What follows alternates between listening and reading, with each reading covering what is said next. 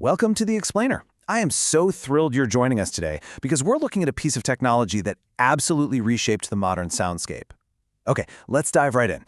We're talking about the Minimoog. This is the instrument that literally democratized electronic music. Before this machine existed, synthesizers were these massive things you really only found in academic labs or multi-million-dollar recording studios. The Minimoog took those wild, futuristic sounds, packed them into this beautiful wooden box, and put them directly into the hands of everyday gigging musicians. It's just a fascinating technological journey filled with secret prototypes, some incredibly lucky accidents, and honestly, a whole lot of soul. But here's the central mystery we're going to unravel for you today. How did a sawed-in-half, mathematically flawed, and highly unpredictable machine from the 1970s manage to remain the undisputed king of synthesizers all the way into the modern era? Think about it. In a world where we can synthesize literally anything perfectly on a laptop, why does this heavy wooden box still reign supreme? Well, to figure that out, we need to go back to the very beginning. All right, Section 1, the wall of cables, and the pre-Minimoog era. So picture the 1960s. Electronic music isn't really something you dance to yet. It's something you study. It was viewed as this cold, highly technical, and deeply academic undertaking. The original modular Moog was massive, it was breathtakingly expensive, and it was completely studio-bound.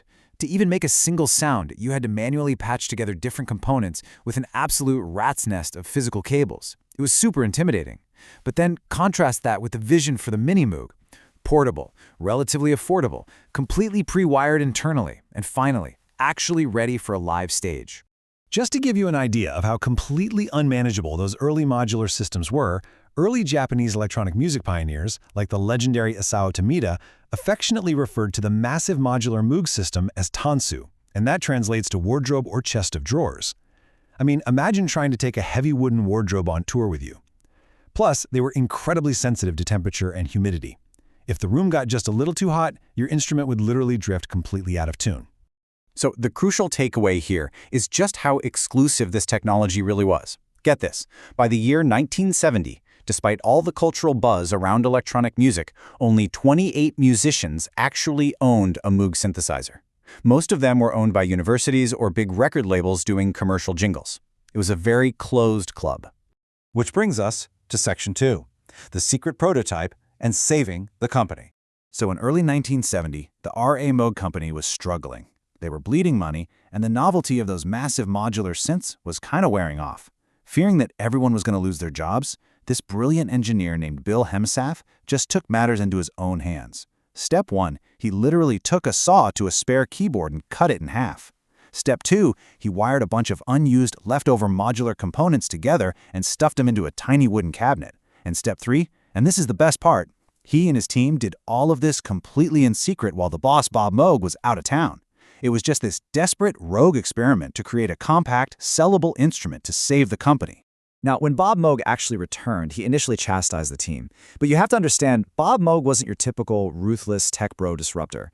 Sources always describe him as a gentle, sincere craftsman. He was a nature lover who actually started out building theremins in his youth. So when he finally sat down and played this secret prototype, he realized his engineers had created something truly magical. He authorized its production not just to make a quick buck, but because he deeply cared about a musician's physical, tactile connection to the instrument. He realized they hadn't just built a machine, they'd created a true expressive instrument. Let's move right along to Section 3, Anatomy of a Monster, the secret sauce. So what exactly makes the Model D Moog Mass sound so incredibly huge? Why did it become such a legend? Well, it all starts right here with the famous Moog ladder filter. It's a unique 24 decibel per octave 4-pole low-pass filter. Now, I know that sounds highly technical, but here is all you really need to take away from this. This specific circuit design is the secret sauce. It allowed musicians to dynamically shape sound frequencies, creating everything from blistering, funky, aggressive bass lines to these soaring, smooth, spacey whistle tones. It's exactly what gives the Moog its signature fat and creamy character. But this next part is honestly my favorite detail. The engineers actually made a mistake. Because they couldn't properly stabilize the power supply inside such a small box, the 3 oscillators inside the Minimoog were never perfectly synchronized. They were always slightly drifting against each other. But this electronic flaw turned out to be a happy accident. That slight instability is exactly what created the Minimoog's famously warm, rich, and living sound. It didn't sound like a perfect computer calculation. It sounded alive.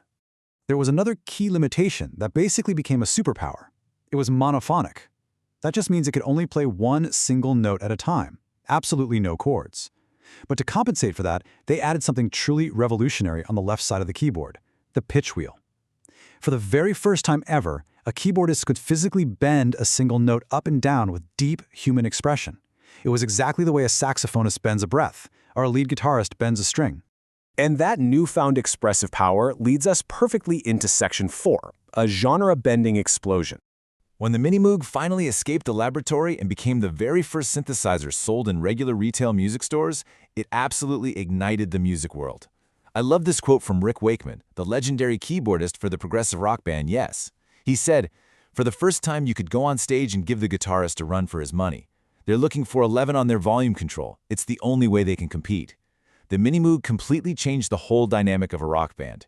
Keyboardists were no longer just stuck in the back playing background chords. They were stepping right into the spotlight and shredding screaming solos that rivaled the lead guitar.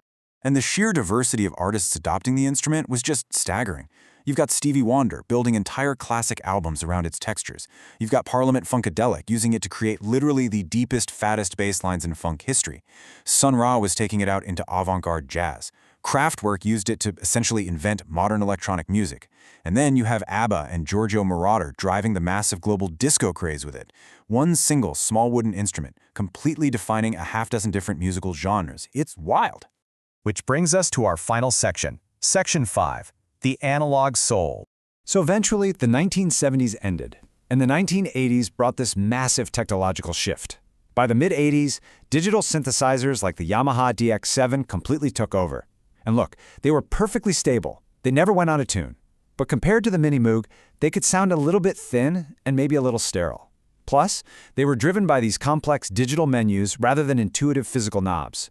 The Minimoog was unpredictable. Sure, it was risking to take on stage because it might drift out of tune under the hot stage lights, but it had that undeniable, fat, analog sound.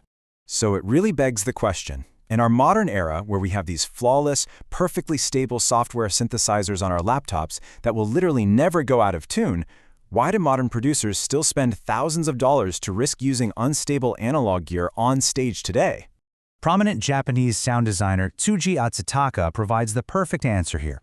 He points out that the sheer density of a real Moog sound is just staggering. He says, "It contains audio information that still can't be fully captured by modern recording mediums. It's a completely different dimension of sound. The raw electric data pouring out of those slightly unstable analog oscillators just cannot be fully replicated by perfect ones and zeros. It has a real physical weight to it." Looking at the history here, it paints a picture of a totally undeniable legacy. You can literally see the relentless demand of musicians who flat out refuse to let this instrument die. Moog actually stopped making the original Minimoog in 1981, but the demand stayed so high and the second-hand market got so fierce that Bob Moog had to bring a modernized version, the Voyager, back in 2002. And eventually the company just gave in completely. They reissued the exact original Model D in 2016 and then again in 2022. We simply can't let it go. Which leaves us with this final thought. We live in a world that is so obsessed with perfect digital replication, right? With auto-tune, with making absolutely everything flawless. But isn't it beautiful to realize that some of the greatest, most soulful music of the last 50 years was built precisely on an unpredictable, slightly untunable flaw? The Minimoog wasn't perfect, and that is exactly why it sounded human. I really hope this explainer inspires you to go put on some of your favorite tracks today and listen just a little bit closer to that analog soul humming underneath. Thank you so much for joining me to explore this, and I'll catch you next time.